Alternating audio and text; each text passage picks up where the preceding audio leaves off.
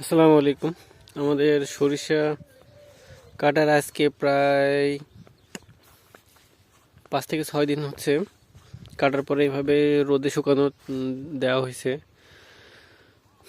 2 বিঘি জমিতে।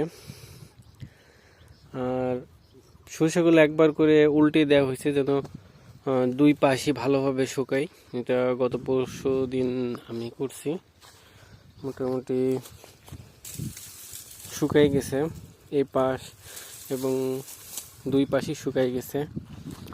আর ফলনের কথা যদি বলি, আমি হাতে একটু পিষে নিয়ে দেখি কেমন ফলন হয়েছে।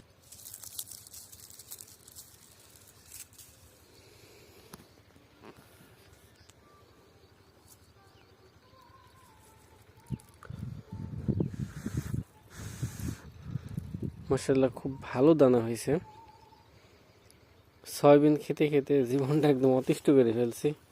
আলহামদুলিল্লাহ, নিজের জমিতে এবার খানি ভাঙা খাঁটি রাই বা সরিষা যেটাই বলেন তেল খাওয়াবে। তো আমাদের জন্য দোয়া করবেন। আর 2 বিঘা জমিতে কতটুকু সরিষা রাই হয়, মানে এটা আছে রাই আর সরিষা আছে দেশি, তবে দুইটাই মোটামুটি ভালো ফলন হয়। তো আমাদের এটাও ভালো ফলন হয়েছে। তো 2 বিঘা জমিতে কতটুকু রাই হয় এটা নিয়ে একটা ভিডিও বানাবো ইনশাল্লাহ। আসসালামু আলাইকুম।